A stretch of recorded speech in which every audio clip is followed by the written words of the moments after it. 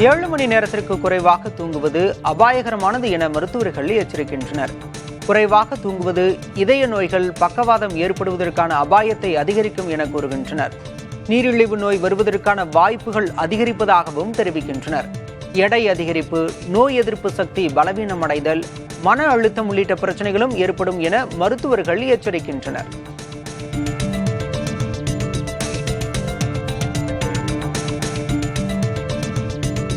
உலகில் ஓய்வு பெறுபவர்களுக்கான சிறந்த நாடுகளின் பட்டியலில் கிரீஸ் முதலிடம் பிடித்துள்ளது.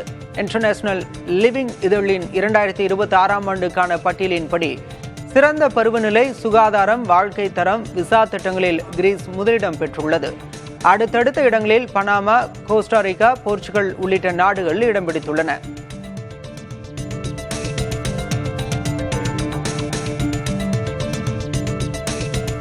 ChatGPT AI செயலியை பயன்படுத்துவதில் உலக அளவில் இந்தியர்கள் 2வது இடத்தில் உள்ளது புள்ளி விவரங்களில் தெரிய வந்துள்ளது. கடந்த ஆகஸ்ட் மாத நிலவரப்படி ChatGPT-யை பயன்படுத்துவதில் 15 விழுக்காட்டினர் அமெரிக்கர்களாக இருந்துள்ளனர். அதே நேரத்தில் ChatGPT-யை பயன்படுத்துவதில் 9.3 விழுக்காட்டினர் இந்தியர்கள் என கணக்கிடப்பட்டுள்ளது.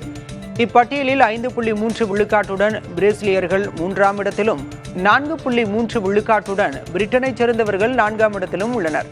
3.7 விழுக்காட்டுடன் இந்தோனேசியர்கள் 5ஆம் இடத்தை பிடித்துள்ளனர்.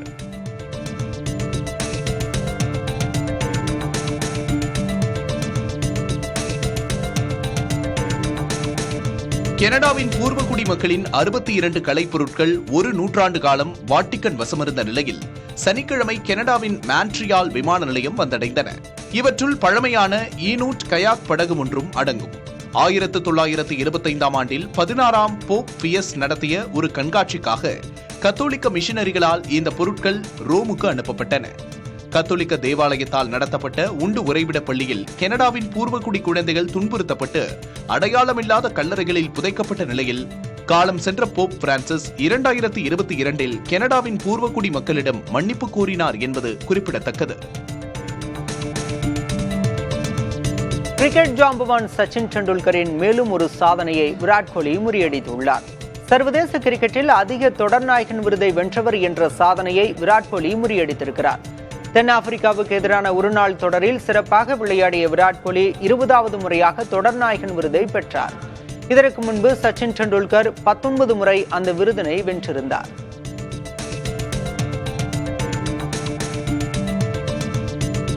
மத்திய அரசின் சமீபத்திய அறிக்கையின்படி கடந்த ஆண்டில் HIV பாதிப்புடன் காசநோயால் இணை தொற்றுக்கு ஆளானவர்கள் 32,000க்கும் அதிகமாக உள்ளனர். இந்த இரட்டை சுமை இந்தியாவில் ஒரு பொது சுகாதார சவாலாக தொடர்கிறது. சரியான நேரத்தில் கண்டறிந்து சிகிச்சை அளிக்காவிட்டால் இந்த இணை தொற்று நோய் இறப்பு அபாயத்தை கணிசமாக அதிகரிக்கிறது. கடந்த நிதியாண்டில் HIV மற்றும் காசநோய் இணை தொற்று உள்ளவர்களில் 58 விழுக்காடு நபர்கள் மகாராஷ்டிரா, ஆந்திரா, கர்நாடகா, உத்தரப்பிரதேசம், தமிழ்நாடு, குஜராத் ஆகிய 6 மாநிலங்களில் இருந்துள்ளனர். 2021, 2022 முதல் 2024, 2025 வரை HIV பாதிப்பு உள்ளவர்களில் காசநோய் பரிசோதனைக்கு உட்படுத்தப்பட்டவர்களின் விகிதம் 95 விழுக்காடாக இருக்கிறது. இது பரிசோதனை நடைமுறைகளின் வலுவான அமலாக்கத்தை காட்டுகிறது. அயர்லாந்திலிருந்து இந்தியா திரும்பிய ஒருவர் இந்தியாவில் தான் எதிர்கொள்ளும் சிரமங்களை பட்டியலிட்டு அது வைரலாகியிருக்கிறது. கான்பூரைச் சேர்ந்த ஆகாஷ் திவாரி அயர்லாந்தில் 3 ஆண்டுகளுக்கு மேல் பணிபுரிந்துவிட்டு இந்தியா திரும்பினார். இந்தியாவில் தான் பல்வேறு பிரச்சினைகளை சந்தித்து வருவதாக பதிவிட்டுள்ளார். கான்பூரில் தினமும் 5 மணி நேரம் மின்தடை இருப்பதாக கவலை தெரிவித்த அவர், அயர்லாந்தில் தான் இருந்த 3 ஆண்டுகளில் மொத்தமாக 15 நிமிடங்கள் தான் மின்தடை இருந்ததாக கூறியுள்ளார். இது தவிர மோசமாகும் காற்றுத்தர குறியீடும் கண்மூடித்தனமான போக்குவரத்தும் இந்தியாவில் தான் எதிர்கொள்ளும் கடுமையான பிரச்சினைகள் என்று குறிப்பிட்டுள்ளார். அவரது பதிவு 2 லட்சத்திற்கும் மேற்பட்ட பார்வைகளை பெற்றுள்ளது.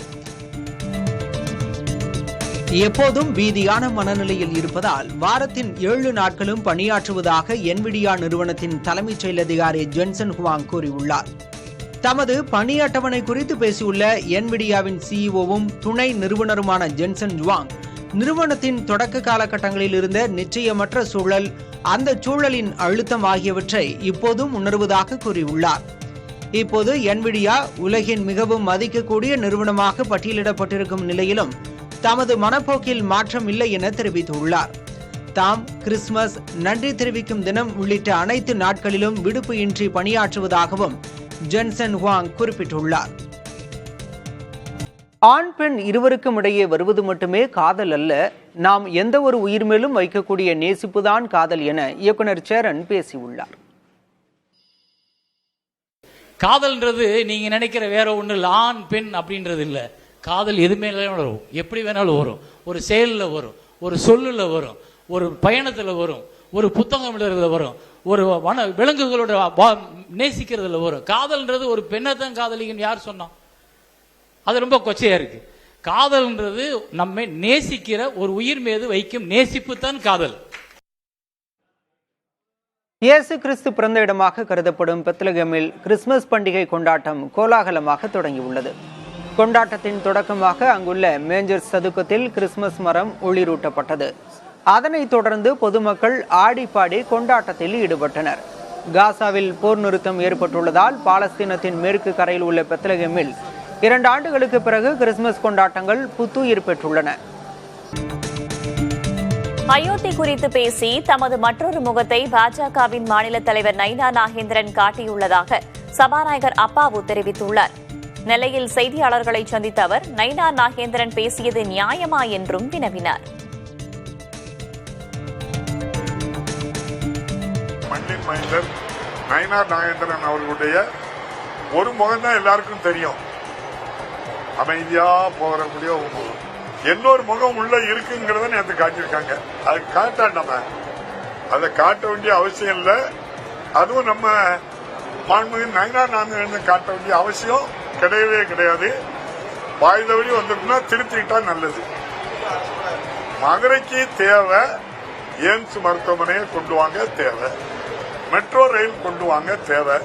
அந்த ரெண்டும் தேவையில்லைன்னு மாண்புமிகு நயினா நாகேந்திரன் சொல்லிட்டு இத கலவர பூமி ஆக்கணும்னு சொன்னாச்சு. என்ன நியாயம் இருக்கு பாருங்க. திருப்பரங்குன்றம் மலை இந்துக்களுக்கு சொந்தமானது என பாஜக முன்னாள் மாநில தலைவர் அண்ணாமலையின் கருத்து குறித்து மார்க்சிஸ்ட் கம்யூனிஸ்ட் கட்சியின் மாநில செயலாளர் சண்முகம் கேள்வி எழுப்பியுள்ளார். அனைத்து இந்துக்களுக்குமா அல்லது குறிப்பிட்ட சாதியைச் சேர்ந்த இந்துக்களுக்கு மட்டுமா என சண்முகம் வினவியுள்ளார். அனைத்து இந்துக்களுக்கும் சொந்தம் என்றால் பட்டியலின இந்துக்கள் கருவறைக்குள் சென்று பூஜை செய்வதற்கு அண்ணாமலை ஆவண செய்வாரா எனவும் சண்முகம் கேள்வி எழுப்பியுள்ளார். இந்துக்கள் என்று சொல்லி மக்களை எவ்வளவு காலத்திற்கு ஏமாற்றி பிழைப்பீர்கள் என்றும் அவர் காட்டமாக குறிப்பிட்டுள்ளார். ஈரோட்டில் வரும் 16ஆம் தேதி தாவேக தலைவர் விஜய் பரப்புரை மேற்கொள்ள தாவேக தரப்பு அனுமதி கோரிய நிலையில் மாற்று இடத்தை தேர்வு செய்ய காவல்துறை தரப்பு அறிவுறுத்தியுள்ளது. கரூர் சம்பவத்திற்கு பிறகு தாவேக தலைவர் விஜயின் தேர்தல் பரப்புரை சுற்றுப்பயணம் தற்காலிகமாக ஒத்திவைக்கப்பட்டிருந்தது. இந்நிலையில் வரும் 16ஆம் தேதி அன்று விஜய் ஈரோட்டில் உள்ள பவளத்தாம்பாளையத்தில் தனியார் இடத்தில் பரப்புரை மேற்கொள்ள திட்டமிட்டிருந்தார். அதற்காக அனுமதி கோரி மாவட்ட ஆட்சியரிடம் மனு அளிக்கப்பட்டிருந்தது. ஆனால் அங்கு போதிய இடவசதி இல்லை என்று கூறியதுடன் வேறு இடத்தை தேர்ந்தெடுக்க தாவேகாவினருக்கு ஈரோடு மாவட்ட காவல்துறை அறிவுறுத்தியுள்ளது.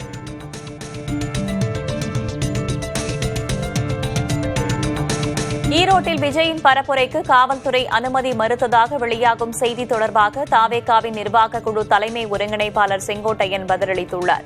ஈரோட்டில் தாவேகா நிர்வாகிகளுடன் ஆலோசனை நடத்திய பின் செய்தியாளர்களிடம் பேசிய அவர் விஜய் பரப்புரைக்காக அனுமதி கோரப்பட்ட இடத்திற்கு காவல்துறை அனுமதி மறுத்ததாக கடிதங்கள் வரவில்லை எனவும் எனினும் முன்னெச்சரிக்கையாக மாற்று இடத்தை தேர்வு செய்ய ஆலோசித்து வருவதாகவும் கூறினார். பத்திரிகையில் வந்து செய்திகளை கேட்கின்ற போது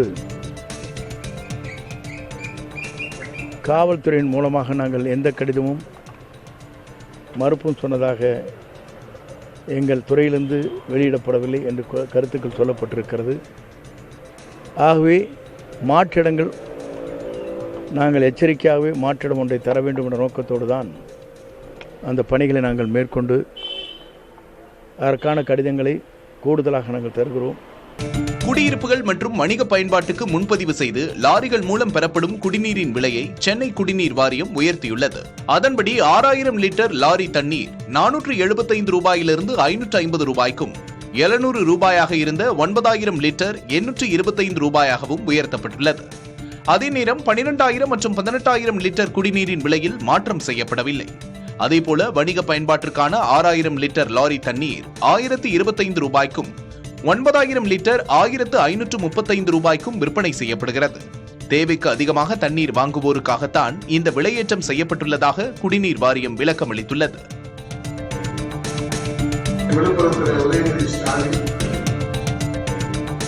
அதிமுக மற்றும் பொதுச் செயலர் எடப்பாடி கே பழனிசாமி குறித்து துணை முதல்வர் உதயநிதி ஸ்டாலின் எல்லையை தாண்டி பேசி வருவதாக முன்னாள் அமைச்சர் RB உதயகுமார் தெரிவித்துள்ளார்.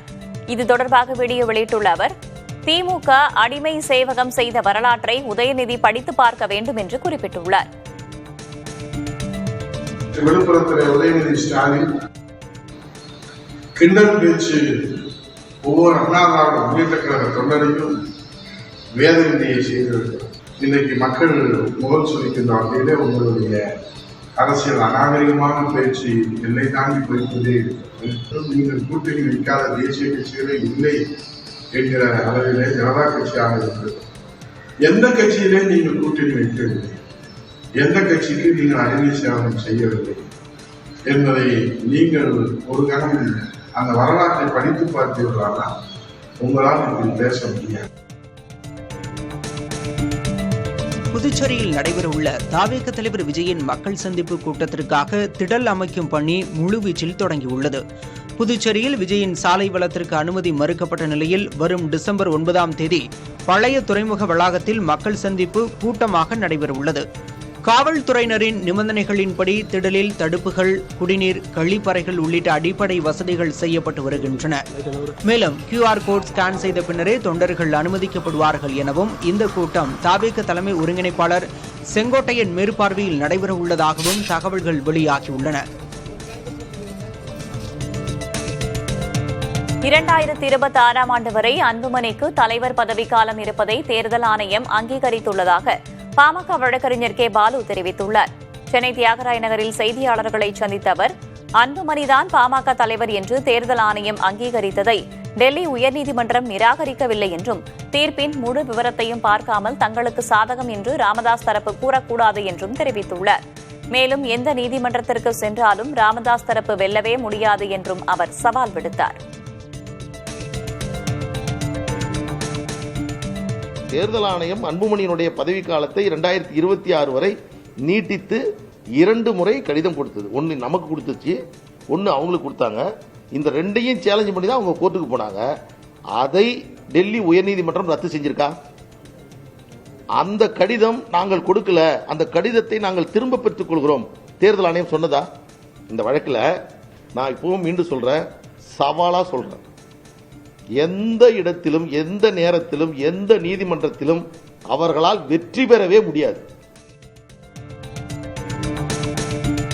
டெல்லி உயர்நீதிமன்றத்தின் உத்தரவுப்படி தற்போதைக்கு பாமகவுக்கு தலைவர் என்று யாரும் கிடையாது என ராமதாஸ் தரப்பு ஆதரவாளரான வழக்கறிஞர் கோபு தெரிவித்துள்ளார். சென்னையில் செய்தியாளர்களை சந்தித்த அவர், டெல்லி உயர்நீதிமன்றம் தனது உத்தரவில் சில விஷயங்களை தெளிவாக சொல்லியிருப்பதாக கூறினார். வழக்கறிஞர் பாலு தினமும் பல்வேறு பொய்களை பேசுவதாகவும் கோபு குற்றம் சாட்டினார்.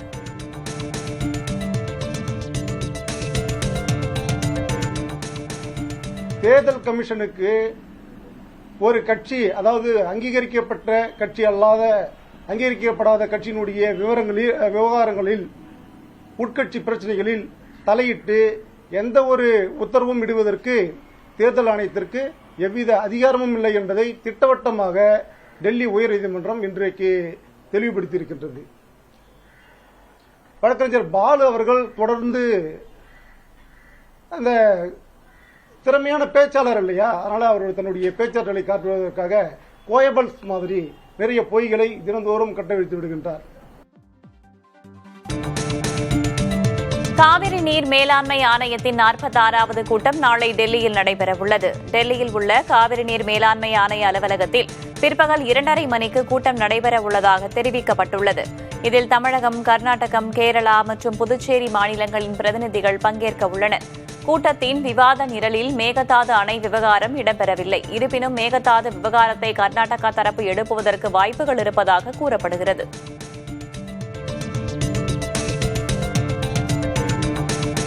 சில தினங்களாக தடைபட்டிருந்த தங்களது விமான சேவைகள் படிப்படியாக மீட்டெடுக்கப்பட்டு வருவதாக இண்டிகோ விமான நிறுவனம் விளக்கம் அளித்துள்ளது.